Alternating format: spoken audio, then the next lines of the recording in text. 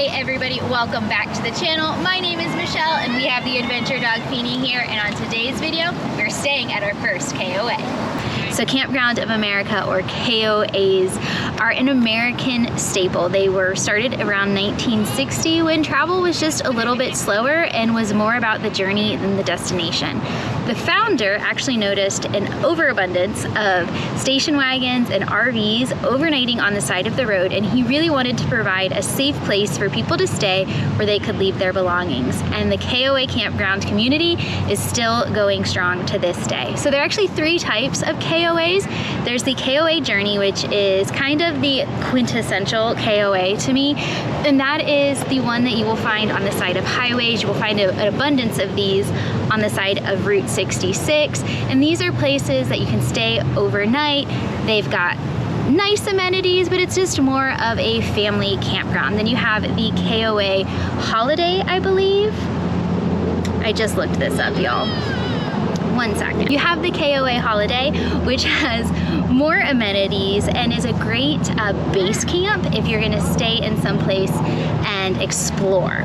And then we have where I'm at, the KOA Resort style. So we are at Lazy Days in Tucson, and this I would definitely consider more a RV resort than necessarily a campground. We are actually in downtown Tucson, so this is very much a city vibe, but it is a great place for RVers to stay and work with all the resort-like amenities. There are 2 pools, gyms, laundry, all on site. There's even an amazing barbecue restaurant that you can get the food delivered to your site.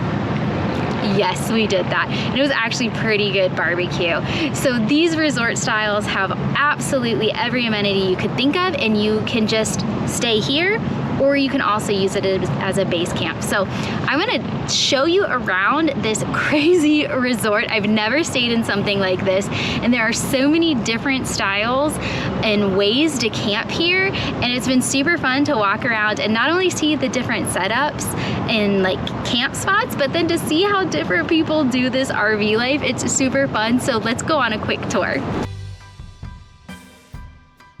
First type of lodging actually has nothing to do with RVs. These are their casitas, and these are located all throughout the park, and there's more deluxe and more standard.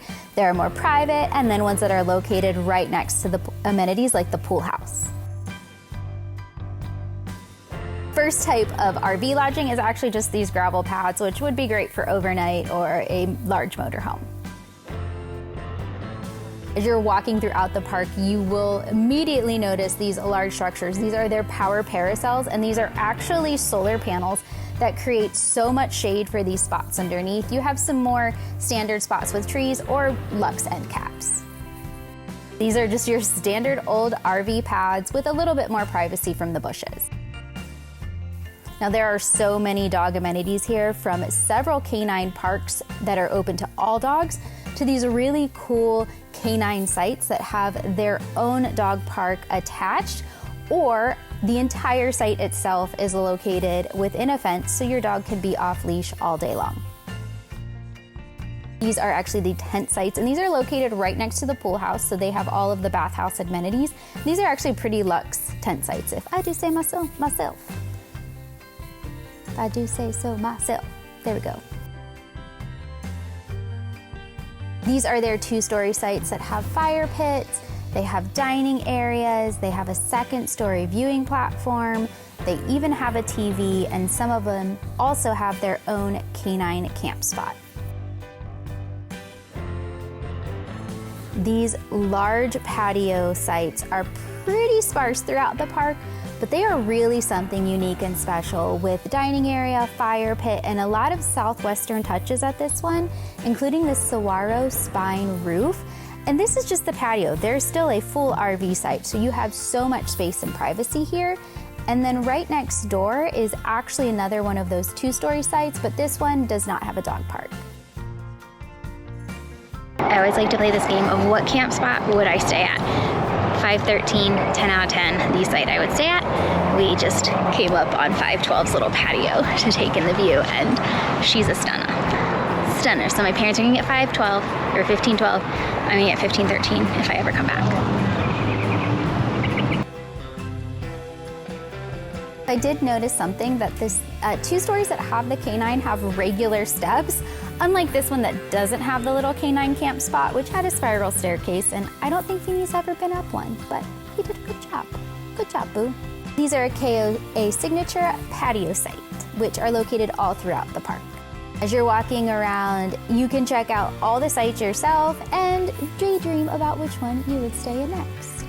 And it wouldn't be this one for me. So they have these awesome sites that have their own hammocks and end caps, but this is right on the entryway, right next to registration, and I've never seen this one booked up. So this one's actually a buddy site. So you have this side, and they split the center, which is really cool for families. The only reason why we didn't do this is actually very expensive.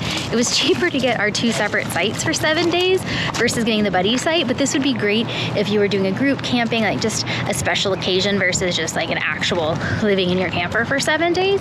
So the buddy sites, there's 2 of them here, which is really cool.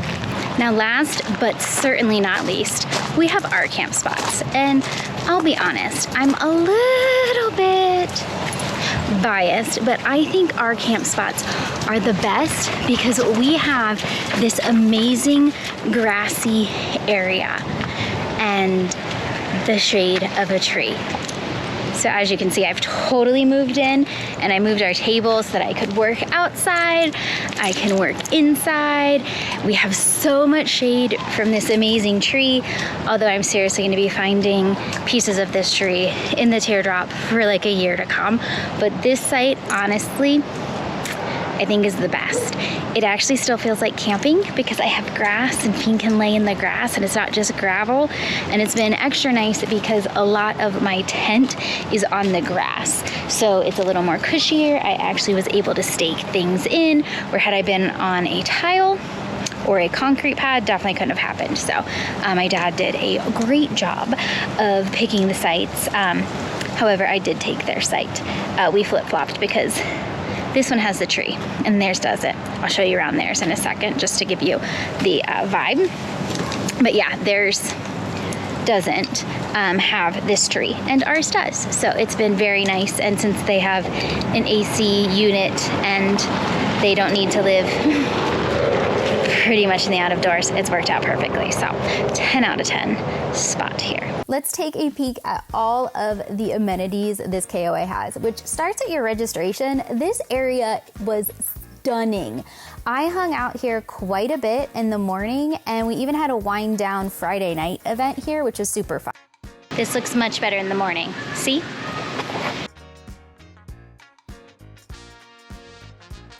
There's also a camp store that has fun treats and things, as well as extra camp supplies if you need them. There are so many recreation areas around this park, but the dog-friendly ones are the ones you're gonna see.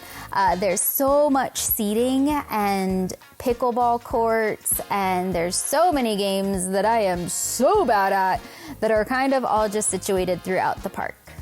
Fire pits magically light up every evening, and we sat here quite a few nights, and I meditated in this area pretty much every morning. The nature area is where we would end up every morning for our walk. Apparently there's a desert tortoise here sometimes, but Henry was not here. There's lots of seating if you wanted to do a family picnic or just, you know, do tricks with your dogs like I do. He's so cute. There's also a putting green because, you know, who knows when you want to putt. These are also all throughout the park. What's not throughout the park are these adorable bridges, which we played and danced on and just took in the view.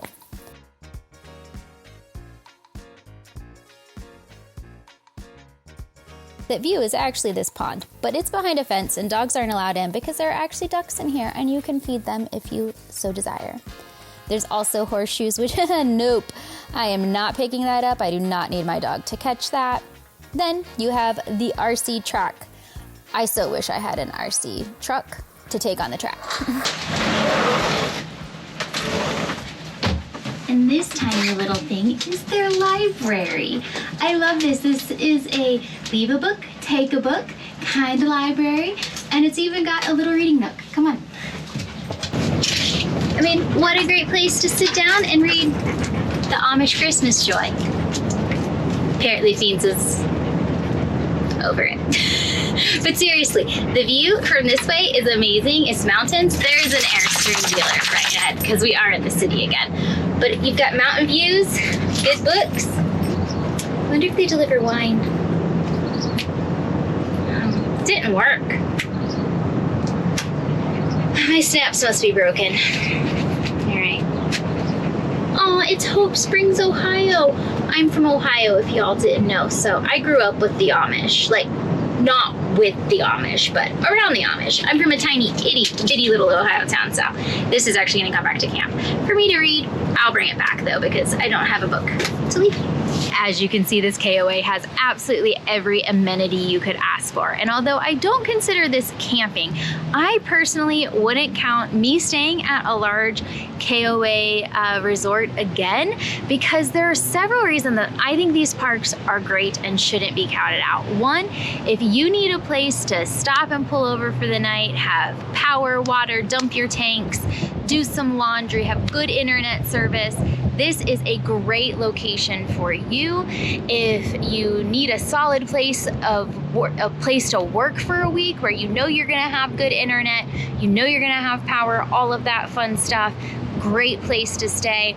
But here's the other one. If you have a family, so if you're RVers or on the road or just on a long road trip, I think these would be great places to stay for a family, because there are so many kid activities and so many kids, and there are fresh kids, new kids coming in every day with the different families. Like, that's something I love about the hubbub of this park, is like every morning walk I see who left, and I see the new rigs and I see the new dogs, and it's just been super fun and I don't know, very entertaining for me. So we've had an absolute blast here. It's been really special to get to share it with my parents, and the final shakeout was absolutely what we needed. I got to see and test my equipment in some really harsh conditions, so super excited that the KOA gave me everything that I needed to do a shakeout safely and have just a great week on the road. So I hope you enjoyed checking out this KOA with us. I never knew anything like this existed, and honestly, I can see myself coming back to this one or another one down the road. And I definitely want to check out the different levels of the KOA and see how they differ, the campgrounds versus more of the resorts, and see which one I like best. So I hope you enjoyed hanging out with us. As always, we love having you along. And here's my boy. Hi. Hi. Oh, are you gonna come say hi? Oh, yes. Hi. Hi. Yes, we enjoyed having you along for the ride, and we will see you on the road. I don't know, what do I say? We'll see you on our next adventure, wherever the road may take us.